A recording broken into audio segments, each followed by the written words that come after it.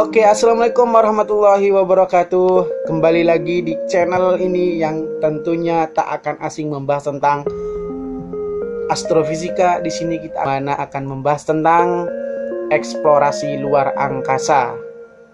Di sini kita akan bicara tentang anggota jagat raya galaksi.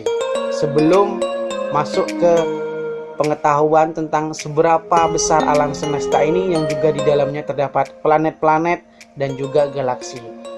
Sebelum kita masuk dalam materi, tentunya kita akan apa saja yang akan kita pelajari. Yang pertama, kita akan bicara tentang pengenalan apa sih pengertian galaksi, apa yang disebut dengan galaksi, sebagai pengenalan kepada adik-adik sebagai dasar utama dalam pembelajaran ini. Yang kedua, tentunya kita akan bicara tentang ciri-ciri galaksi. Kemudian yang ketiga, kita akan bicara bentuk-bentuk galaksi. Kemudian yang keempat, kita akan bicara macam-macam galaksi. Dan yang terakhir akan bicara tentang kejadian-kejadian yang terjadi di galaksi. Oke. Apa yang dimaksud dengan galaksi? Galaksi merupakan sistem perbintangan yang maha luas. Jadi di sini sangat luas, yang di dalamnya terdapat jutaan bahkan miliaran bintang serta benda-benda langit yang beredar mengelilingi pusat secara teratur. Kemudian, apa sih ciri-ciri galaksi? Tentunya yang pertama, semua galaksi itu memiliki inti dari seluruh sistem galaksi. Yang kedua, seluruh sistem yang terdapat pada galaksi melakukan rotasi. Kemudian yang ketiga, galaksi memiliki cahaya sendiri, bukan cahaya pantulan. Yang keempat, galaksi memiliki bentuk tertentu. Dan yang kelima, bahwasanya ciri galaksi adalah galaksi-galaksi hanya terlihat di luar jalur galaksi Bima Sakti. Kemudian, bentuk-bentuk galaksi yang pertama, bentuk spiral. Galaksi spiral merupakan sebuah galaksi yang indah dan berbeda bentuknya, di mana jika dilihat dari teropong angkasa, maka bentuknya rata dan juga berputar, dengan isi bintang, medium antar bintang dan juga pusat konsentrasi bintang di tengah galaksi. Tipe yang satu ini merupakan satu dari ketiga tipe morfologi galaksi Edwin Hubble. Sesuai dengan namanya, diberi nama sesuai dengan bentuk yang menyerupai spiral, di mana lengan spiralnya memanjang dari pusat galaksi ke pinggir cakram. Bentuk elips. Galaksi elips adalah galaksi yang memiliki tipe bentuk seperti elips atau melingkar dan memiliki tingkat kecerahan yang lumayan halus. Satu dari tiga klarifikasi morfologi galaksi ini yang digambarkan oleh Edwin Hubble pada tahun 1936 pada karyanya yang berjudul The Realm of the Nebula, dan bersamaan dengan galaksi spiral serta lentikular. Dan bentuk tak beraturan. Galaksi tak beraturan adalah galaksi yang tidak memiliki bentuk khusus, tidak juga berbentuk elips ataupun spiral, di mana galaksi ini merupakan galaksi dengan bentuk tidak umum sehingga dimasukkan ke dalam sebuah klasifikasi. Secara keseluruhan, galaksi ini memiliki bentuk yang tidak beraturan karena galaksi ini ternyata terpengaruh oleh tarikan atau gravitasi. Macam-macam galaksi. Yang pertama, galaksi mata hitam telah ditemui oleh Edward Pigott pada Maret 1779 dan secara bebas oleh Johann Elliot Bode pada April tahun yang sama, dan juga oleh Charles Messier pada 1780. Galaksi hitam bisa kita jumpai seperti pada gambar. Kemudian galaksi gelap, yaitu sebuah wilayah di jagat raya yang berisi sejumlah besar massa. Seperti pada gambar, massa ini berotasi seperti layaknya terjadi dalam sebuah galaksi, namun tidak ada bintang di sana. Kemudian yang ketiga, kembaran Bima Sakti. Galaksi bernama NGC 3949 adalah sebuah galaksi spiral raksasa dan letaknya relatif dekat dalam pengertian astronomi, yakni sekitar 50 juta tahun cahaya dari bumi dan disebut sebagai kembaran Bima Sakti karena mirip dengan Bima Sakti. Kemudian kita akan bicara tentang kejadian-kejadian yang terjadi di galaksi. Yang pertama, bintang menjauh dari galaksi. Nah, seperti pada gambar, sebuah bintang yang bergerak dengan kecepatan tinggi sedang menjauh dari galaksi Bima Sakti.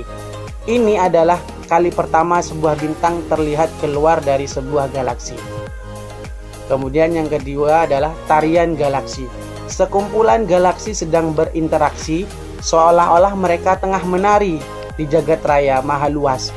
Galaksi-galaksi sejauh 300 juta tahun cahaya dari bumi itu merupakan anggota grup Stephan's Quintet yang terkenal. Berikut adalah contoh-contoh dari gambar galaksi. Kemudian, setelah ini kita akan menyaksikan tentang betapa kecilnya kita karena pembahasan kita tentang galaksi, luasnya angkasa, luasnya semesta seperti pada pembahasan ini. Oke adik-adik, kita akan beranjak ke materi yang lebih luas lagi. Di kelas dan sebelumnya mungkin kita pernah diajarin tentang surya, namun nggak pernah diajarin di sekolah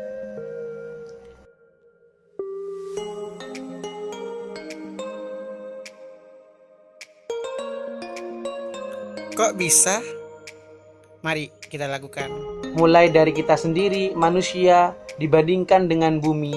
Manusia itu kecil banget. Andaikan manusia itu sekecil semut, bumi itu panjangnya lebih dari 127.000 lapangan sepak bola kalau dijejer. Iya, karena bumi itu besar banget. Tapi tentunya belum apa-apa jika dibandingkan dengan jarak ke bulan. Kita itu butuh sekitar 3,8 juta lapangan sepak bola, dan kalau kita naik mobil menuju sana dengan kecepatan lewat jalan tol, kita baru bakal nyampe hampir setengah tahun kemudian. Lalu bagaimana dengan Mars? Banyak orang kaya, orang hebat merencanakan untuk pergi ke sana. Balik lagi, jika kita semut, jarak ke Mars itu sangat panjang.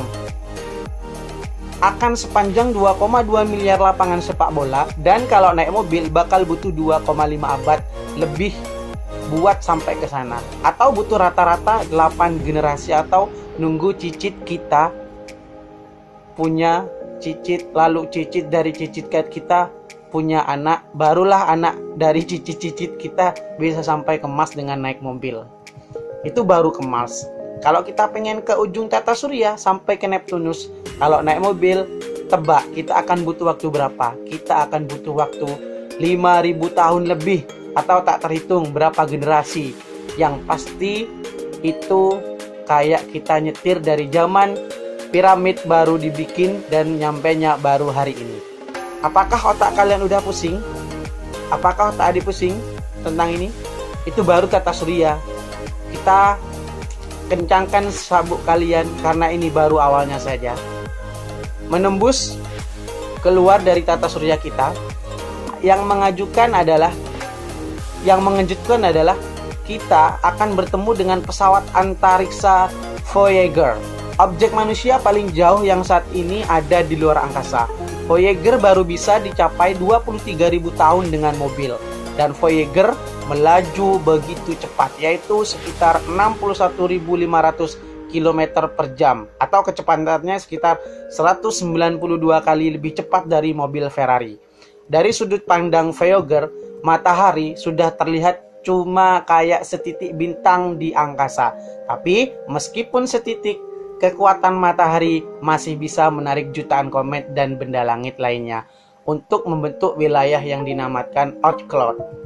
Dengan kecepatan Voyager yang gila ini, sejarahnya dia berhasil keluar dari tata surya kita dalam waktu 35 tahun.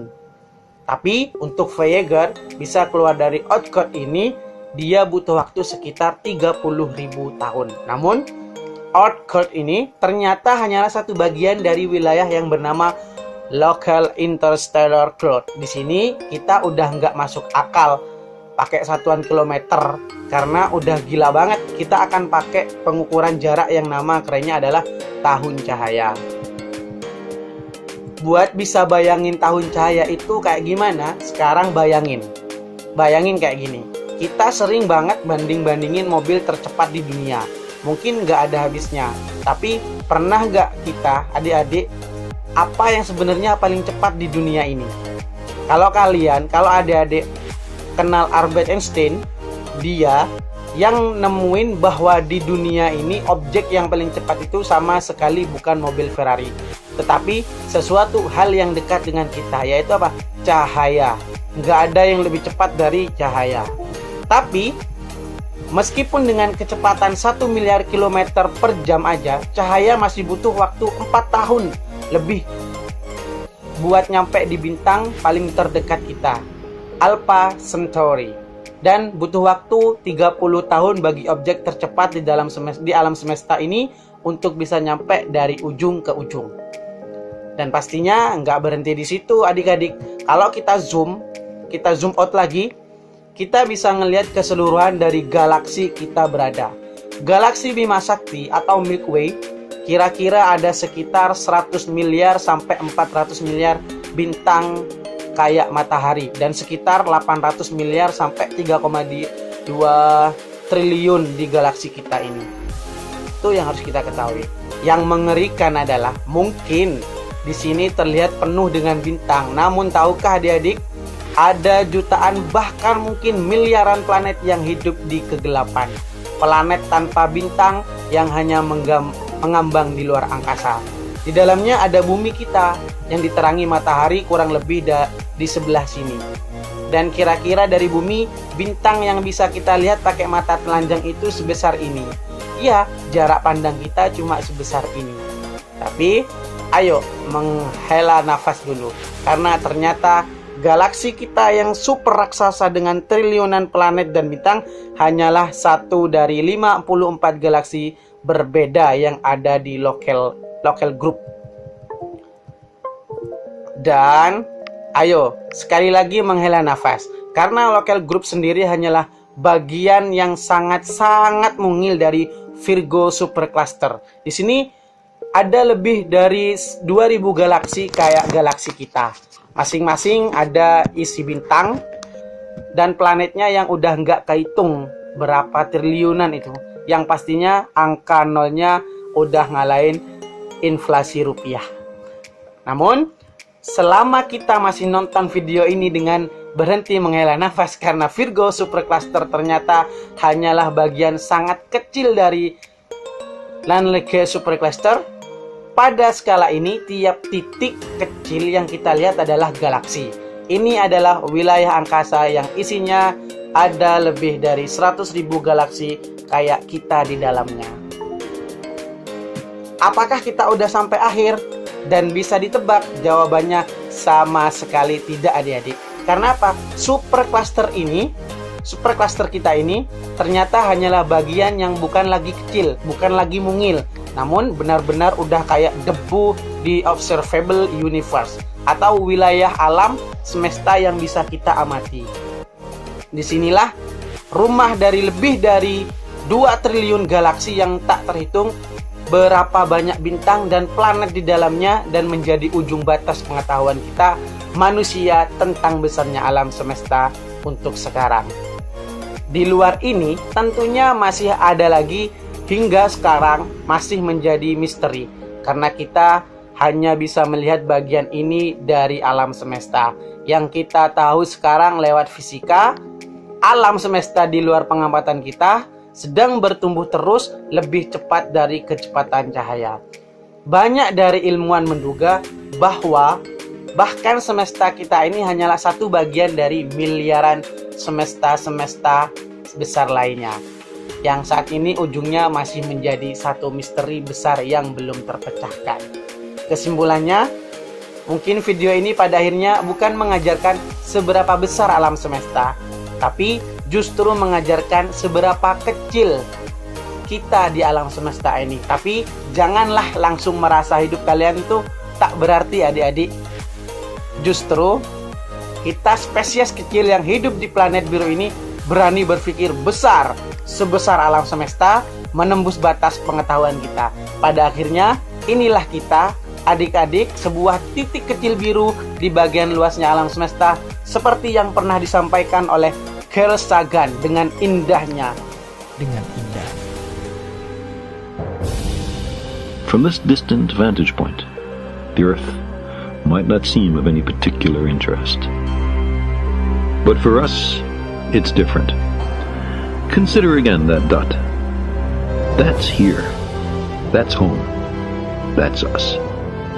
On it, everyone you love, everyone you know, everyone you ever heard of, every human being who ever was, lived out their lives. The aggregate of our joy and suffering, thousands of confident religions, ideologies, and economic doctrines, every hunter and forager, every hero and coward, every creator and destroyer of civilization, every king and peasant, every young couple in love, every mother and father, hopeful child, inventor and explorer, every teacher of morals, every corrupt politician, every superstar, every supreme leader, every saint and sinner in the history of our species lived there, on a mote of dust, suspended in a sunbeam. The Earth is a very small stage in a vast cosmic arena.